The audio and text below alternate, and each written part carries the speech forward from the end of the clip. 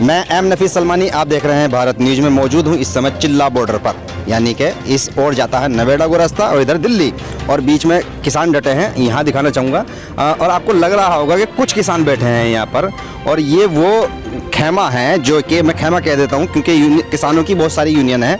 ये किसान यूनियन है भानु के नाम से, जिसका आपने सुना होगा कि ये समर्थन दे चुकी है मोदी सरकार को।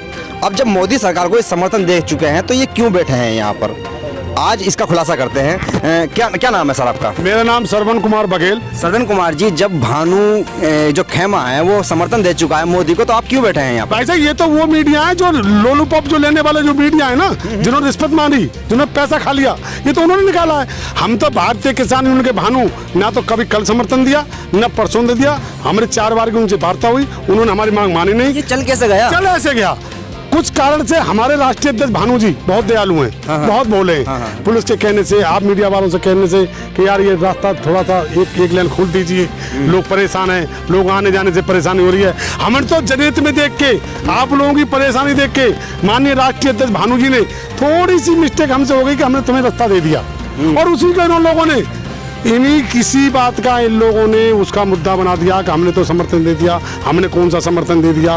उत्तर प्रदेश का अध्यक्ष योगेश प्रताप जी 5 दिन से आज भी भूख हड़ताल बैठा है, और उस दिन भूख हड़ताल बैठा था। और ये तो मीडिया वाले वही लोग हैं आपके जो चाटुरता करते हैं और जो मलाई मारते हैं। मलाई समझते हो कौन कौन है? ये तमाम 12 चैनल तो आपके अंबानी के हैं, ये तो आपको पता है। जी न्यूज है, जी नेशनल है। हमारे अंबानी नहीं है वो। आपके ना हो तो वही तो चला रहे थे, आपने थोड़ी चलाया है। आपने नहीं चलाया।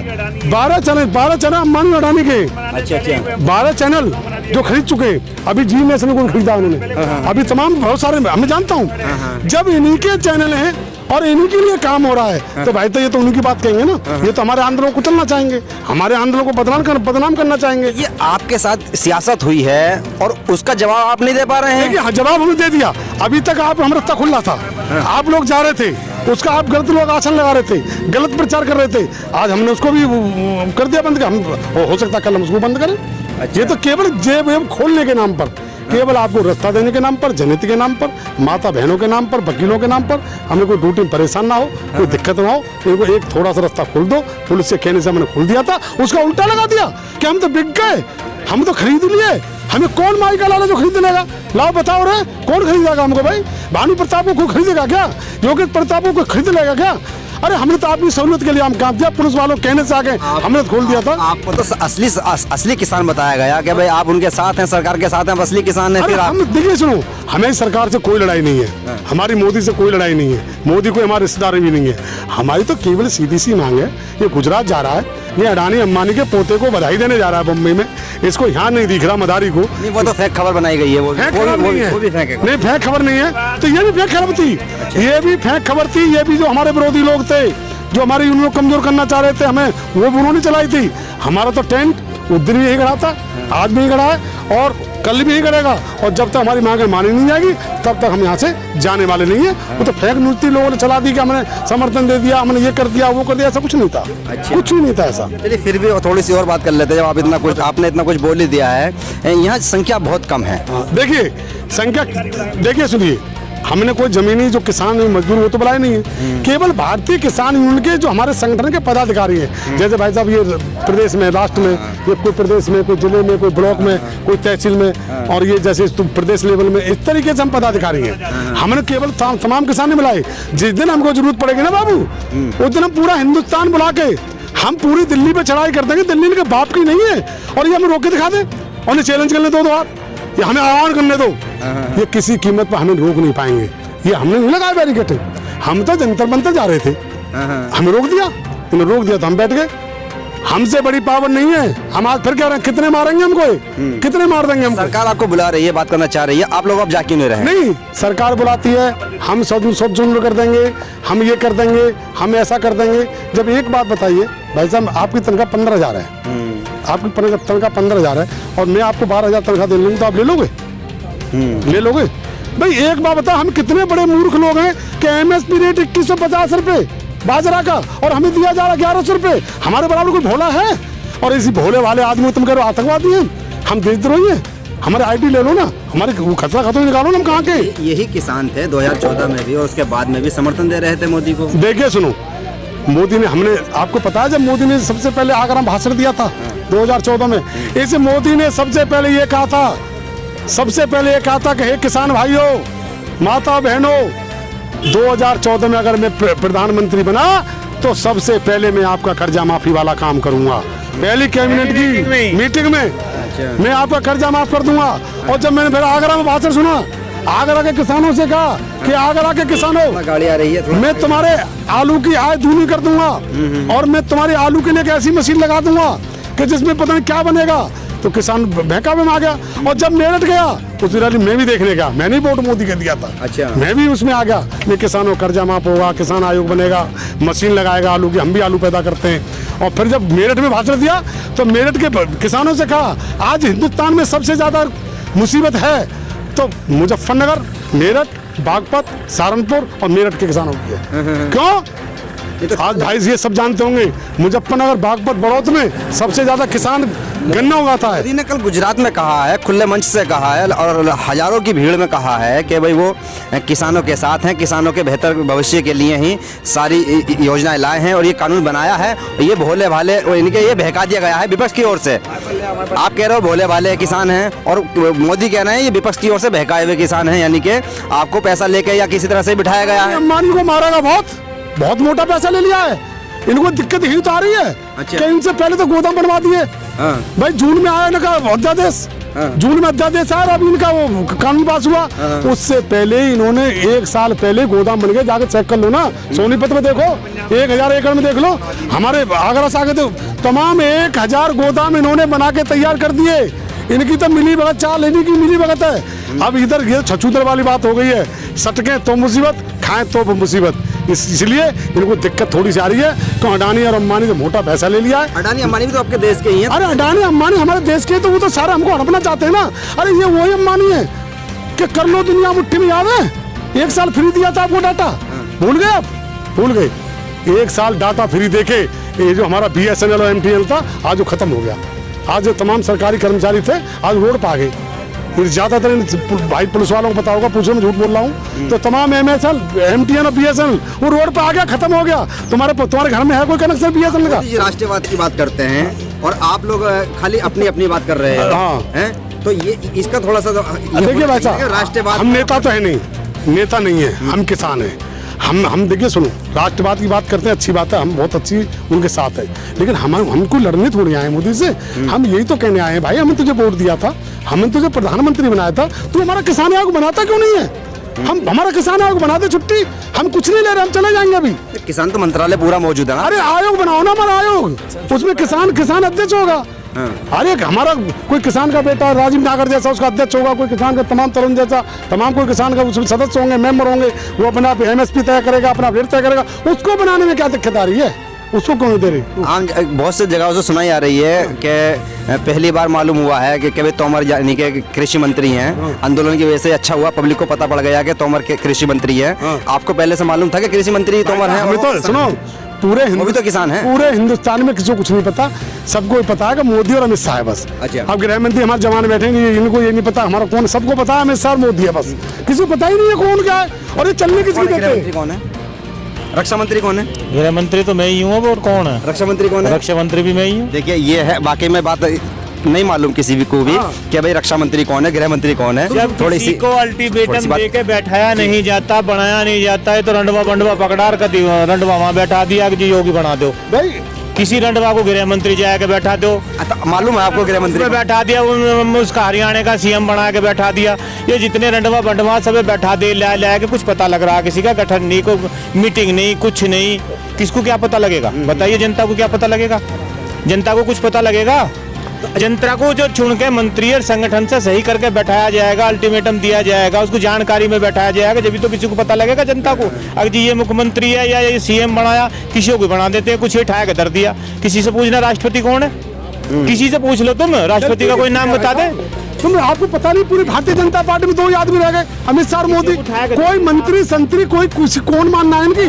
कौन सुनना है मुझे बताओ? कान पकड़े बिठा देता है। कोई नहीं है पूरे भारत में, कोई लोकतंत्र नहीं है, कोई प्रजातंत्र नहीं है, सिर्फ हिटलर तंत्र है। क्या हिटलर तंत्र आप चेक कर लो। आपको ऐसा कैसे क्यों लगता है? ऐसा इसलिए लगता है कि जितने भी तमाम बड़े बड़े RBI का गवर्नर से लेकर वहां से लेकर नीचे तक आप लिस्ट उठा के देख लो, ये सब गुजरात के मिलेंगे। मुझे तो लगता है कोई षड्यंत्र इनका बहुत मोटा। कोई षड्यंत्र ऐसा हो सकता है कि पूरे भारत को कब्जे में कर लेंगे। रियली हम बता रहे हैं आपको। ईस्ट इंडिया जो कंपनी आई थी वो ऐसी तो आई थी। जो ईस्ट इंडिया कंपनी जब आई थी उसने पहले सूरत में आके व्यापारी तो किया था और व्यापार करते करते पूरा देश कब्जा लिया। पहले इनके अंग्रेजों का गुलाम हो गया था, अब इनके अडानी और अंबानी गुलाम हो जाएंगे। गुलाम तो निश्चित हो गए बाबू। और आज तो हम रोड पे हैं, सुन लो पत्रकार बंधुओं, आज तुम दूध पी रहे हो 50 रुपए किलो, 55 रुपए किलो। आज तुम रोटी खा रहे हो 40 रुपए किलो, आटा ले रहे हो 35 रुपए किलो आटा ले रहे हो। आज लिख लो, मैं श्रवण कुमार बघेल आपको स्टाम्प पे लिख के दे रहा हूँ कि आज तो हम रोड पे आपकी लड़ाई लड़ रहे हैं, कल को आने वाले साल में आप लड़ाई लड़ोगे, आप रोड पे होंगे। जब आपको 150 रुपए किलो आटा देगा ना, जब 100 रुपए किलो अडानी गेहूँ बेचेगा, 20 रुपए किलो खरीद के जब स्टॉक कर लेगा और जब 150 रुपए किलो बेचेगा, जब आपको बता देंगे। मोदी जी कह रहे हैं पहले से पहले सब लोग आप बातें बना रहे हो ऐसा। उन्होंने एक बन्नी भैंस का जिक्र किया, काली भैंस का जिक्र किया है कल गुजरात से, बन्नी भैंस का। तो मुझे ये बताइए, मोदी जी तो कह रहे हैं कि भाई हम किसानों के हक में हैं। मोदी जी ये कह रहे हैं किसानों के हक में सारी चीज है। जो बिल पास करा है उसकी कॉपी हर किसान यूनियन के लीडर को दी जा। अच्छा, तो वो पढ़ के सुना देगा क्या इसमें लिखा हुआ है। क्यों जी, स्पष्ट है। भाई जो बिल तुमने पास करा है उसकी कॉपी किताब जो भी है वो हर यूनियन के एक अध्यक्ष को दे दी जा। अकबर जरा इसमें पढ़ के सुन लो, तो उनको सब किसानों को ये पता लग जाएगा कि इसमें क्या तो अच्छा है और क्या बुरा है। ठीक है, 50 रुपए का गलत है सही है। अच्छा जी, दूसरी बात ये कहते हैं कि भाई किसान जो आतंकवादी है, आतंकवादी है तो इन्हें क्यों बुलाते हो तुम अपने उसमें मंत्रालय में क्यों बुलाते हो कि इनसे वार्ता करते हो? बेवकूफता तो तुम्हारी है। जब इनमें आतंकवादी है तो गोली मार के बंदूक मार के भगाओ सालों को यहाँ से। तो इस बात को तो रागनी तिवारी कह चुकी है कि तुम लोगों को 17 तारीख को हटा दिया जाएगा। तो पैसे रागनी तिवारी को यहाँ लाओ ना, उसे बता देंगे। रागनी तिवारी ने सुनो, तिवारी तो पैसे की लुगाई है, कहाँ है वो? क्या यहाँ बुलाओ ना उसे लाओ, बुला के एक बार लेते आओ, उसे नमस्ते कर लेंगे उससे हम 2 मिनट में। हिंदू मुस्लिम का मुद्दा उठा के वो बन गई। हिंदू मुस्लिम की लड़ाई थी। कहा है खुल्ला के जाफराबाद बना दिया जाएगा 17 तारीख को। तो आए ना, आज आपका आखिरी दिन है। अरे मैं कह रहा हूँ वो रागनी तिवारी हम सुनो, हम तो बहुत दूर रहेंगे। हमारी बहन बेटी एक ऐसी है, जाट नहीं, जाट जी। हम गुजर जाट हैं, उसे उठा के ले जाएगी हाथ में रख के रागनी तिवारी, वो दिखाई भी ना देगी।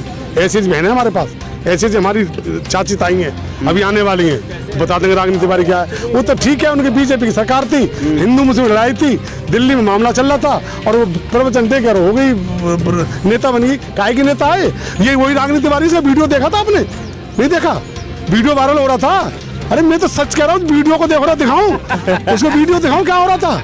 तो उसको क्यों नहीं कह रही कि मेरा वीडियो देख लो? उसका वीडियो वायरल हो रहा था बढ़िया तरीके से, और मैं तो उसको वीडियो वायरल देख के बहुत खुश हो रहा था, क्योंकि मेरी घरवाली पत्नी खत्म हो गई है। मैं देखो खुश, मैं सच बता रहा हूँ आपको, मैंने देखा उसका वीडियो, वो रागनी तिवारी, ये रागनी तिवारी हमारे आए तो सही, हम देखें कैसे हमें हटाएंगे यहाँ से। तो भाई साहब ये तो देखिए, मैं आज आपको बता दूं, चलेबाजी है, इससे कुछ नहीं होना। जो लोग चोरी छिपे जब आदमी शादी करता है ना, तो उनको राज होता है ना? नहीं होता। जब आप चुपके से राजी शादी कर लो तो कोई राज होगा उसमें। ऐसे ही चुपके से अध्यादेश लाए। जब कोरोना टाइम में जब लोग अपनी जान बचाते फिर रहे थे, लोग त्राह मच रहे थे, हिंदुस्तान बर्बाद, अर्थव्यवस्था खराब हो गई थी, तब तो चुपके से अध्यादेश ले आए और अध्यादेश चुपके से लाके और इन्होंने चुपके से कानून पास कर दिया। जरूर भाई साहब को राज है, हम तुम बता रहे हैं, हमें तो कोई वो है नहीं। देखो हम तो किसान हैं, हम तो साला कहीं ना कहीं पेट भर लेंगे। लेकिन ये जो शहरों में जो लोग रह रहे हैं, जो 70 रुपए किलो, जो 20 रुपए किलो दूध को 70 रुपए किलो खरीद रहे हैं, आज भी हमारा दूध तो आज भी 20 रुपए किलो बिकता है, हमें कोई दिक्कत नहीं है। आप जो 70 रुपए किलो दूध खरीद रहे हैं, मैं उनसे कहना चाह रहा हूँ कि आज हमारी लड़ाई में शामिल हो जाओ। कल तो लड़ाई तुम्हें लड़नी है, तुम्हारे बच्चे छोटे छोटे दूध पिए बच्चे भूखे मरेंगे। मैं चैलेंज से कह रहा हूँ, 150 रुपए किलो आटा मिलेगा, लिख लो। आलू क्या रेट खरीद रहे हैं आप? क्या रेट ले रहे हैं? आलू गए सब्जी मंडी लेने के लिए, तो आपकी पत्नी गई, उनसे पूछो फोन बुला के, आपकी पत्नी से पूछो ना। 50 रुपए किलो आलू खरीद रहे हैं मार्केट में, और पता हमने क्या भाव बेचा था? 8 रुपए किलो। मैंने बेचा 8 रुपए किलो खैर मंडी में, मैंने 8 रुपए किलो, 1000 कट्टे थे मेरे पे। इसमें कौन लगता, कौन इतना व्यवहार? इसमें सुनिए, अब तो छोटे चूजा, ये दलाल छोटे छोटे हैं, और जब बड़ा मगरमच्छ आ जाएगा ना, तब सटकेगा तुमको। मैं चैलेंज कह रहा हूँ, मैं बिल्कुल जमीनी बात कह रहा हूँ। मुझे कोई चुनाव नहीं लड़ना, मुझे एमएलए नहीं बनना, मुझे एमपी नहीं करना। मैं हकीकत बात से आपसे कह रहा हूँ, 150 रुपये किलो आपको सामान मिलेगा। तो मेरा नंबर नोट कर लो। दिसंबर में फिर आपसे बात करूंगा। मार्च में गेहूँ आ जाएगा, अप्रैल में बिकना शुरू हो जाएगा और देखिए क्या हाल से क्या होगा, किस तरीके से गेहूँ खरीदा जाएगा और क्या हाल से गेहूँ बिकेगा। आप मेरा नंबर नोट कर लेना। चलिए, कुल मिलाकर सारी बात जब करने पर बात मालूम हुई है तो ये पता पड़ा है कि भानु जो संगठन है वो आंदोलन से नहीं हटा है, उसने किसानों का साथ नहीं छोड़ा है। वो वैसे के वैसे ही डटा है जैसे कि अन्य सिंगू बॉर्डर हो या गाजीपुर बॉर्डर हो या टिकरी बॉर्डर हो, इसी तरह चिल्ला बॉर्डर पे ये भी लोग डटे हैं। इसमें इनका कोई परिवर्तन इन्होंने नहीं किया है। जब तक इनकी जो मांग है वो 3 मांगे कानून को ख़त्म करने की, जब तक वो ख़त्म नहीं होगा तब तक ये हटेंगे नहीं। संख्या बल की जो बात हुई तो इन्होंने ये इसका भी खुलासा कर दिया कि यहाँ पर सिर्फ जो भानु संगठन के लोग हैं वो ही यहाँ पर एकजुट हैं, ना कि गाँवों से इन्होंने अलग से बुलाए गए हैं या कोई समर्थन देने इनको आ रहा है। सिर्फ और सिर्फ यानी कि भारतीय किसान यूनियन जो कि भानु संगठन है उसी के पदाधिकारी यहाँ पर मौजूद हैं, चाहे उसमें प्रदेश अध्यक्ष हो या जिलाध्यक्ष हो या ब्लॉक अध्यक्ष हो। बहरहाल अब हम बात करते हैं, जैसे कि रागिनी तिवारी ने धमकी दी 16 तारीख को सरकार इनको हटा दे और ये हट जाएं, नहीं तो 17 तारीख को वो हटा देगी। उसका जवाब भी यानी कि भानु गुट ने देने की पूरी कोशिश की है और बताया है कि उनकी महिलाएं भी तैयार बैठी हैं रागिनी तिवारी का मुकाबला करने के लिए। बहरहाल सभ्यता का ध्यान रखते हुए ये बात समझने की ज़रूरत है कि कोई भी महिला हो या पुरुष ऐसे शब्द नहीं बोलने चाहिए जो वाकई में हानिकारक हों। ये देश के नागरिक हैं और देश की नागरिक रागिनी तिवारी भी है, कपिल मिश्रा भी हैं और जितने भी लोग भारत में रहते हैं वो सब देश के नागरिक हैं। आर्टिकल 19 पर भरोसा करते हुए ये अधिकार सभी को देना चाहिए कि कोई किसी का अधिकार नहीं छीनेगा और किसी के अधिकारों का हनन नहीं करेगा। मैं यही दिखाने की यहाँ से कोशिश कर रहा था कि भानु जो गुट है वो आज भी सरकार के बनाए हुए कानून का विरोध कर रहा है और आंदोलन नियंत्रण कर रहा है। मैं एम नफीस सलमानी, आप देख रहे थे भारत न्यूज।